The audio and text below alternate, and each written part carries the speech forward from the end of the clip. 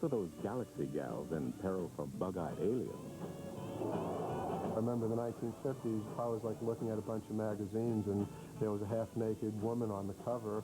That would certainly be a reason for me to pick it up.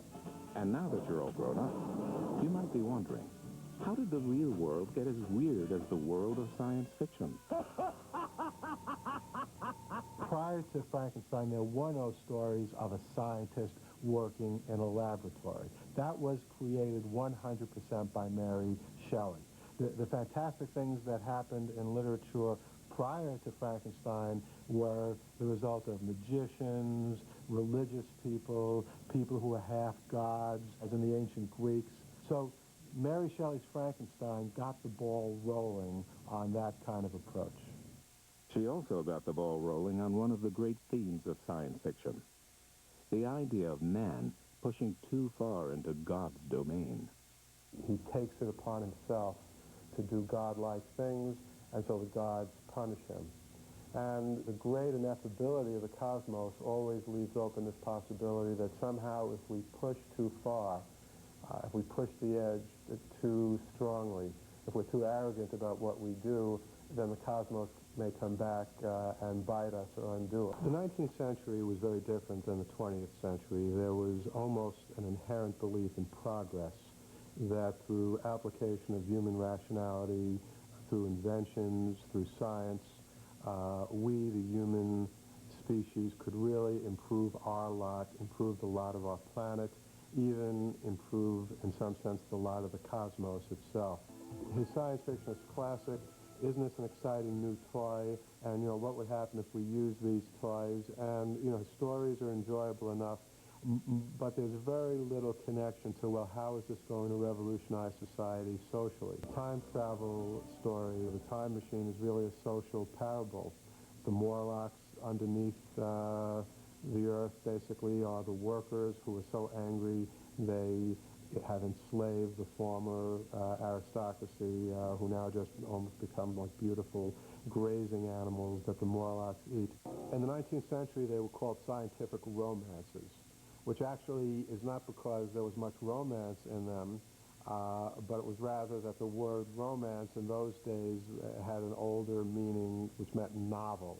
Hugo Gernsback looked around him and, he saw electricity doing things that had never been done before, people riding trains across continents at very fast speeds, airplanes, and he instantly understood that there were stories involved in these things. I remember in the 1950s, if I was like looking at a bunch of magazines and there was a half-naked woman on the cover, that would certainly be a reason for me to pick it up. Legend has it that for help he turned to France's premier filmmaking duo, the Lumiere brothers. And he said, I'd like to rent one of your cameras. And they said no, because they didn't want the competition. So according to this story, Méliès bribed the night watchman at the Lumiere brothers' film works factory and thereby procured a camera. And you see the man in the moon's face, and the rocket hits him right in the eye, and the guy goes, ouch. That was typical of Méliès's sense of humor, and part of this was as a magician, his goal was always to amaze and entertain people and make them laugh and make them sigh. So for Georges Méliès, there really wasn't a distinction between comedies and serious movies that we have today. On the one hand, the good guys won World War II, but the victory came at a pretty awful price, namely the atom bomb. Like the War of the Worlds broadcast, the bomb was another alarm bell for cultural change. Sci-fi had emerged as a mainstream force, and science fiction and real science were now permanent dance partners. The bomb would become one of the most dominant themes of the next decade, providing some of the most profound and profoundly silly moments in the history of science fiction.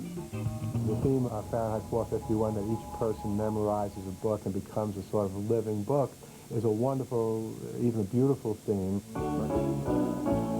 The story is pretty simple, it's pretty obvious.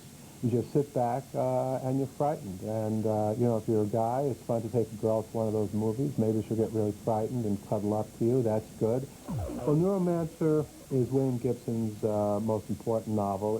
It's his breakthrough novel. The first sentence of the book is about as good as the first sentence gets in a novel.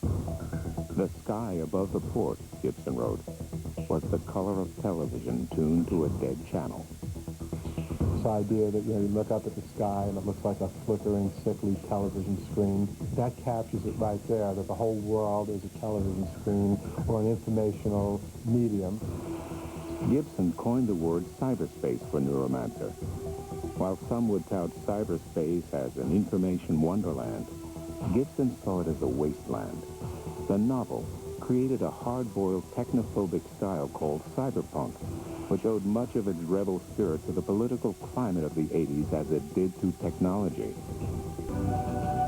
Soon, a new breed of bioscience novels were on the shelves. Paul Levinson's Silk Code, about an ancient biotech war raging on in secret for centuries.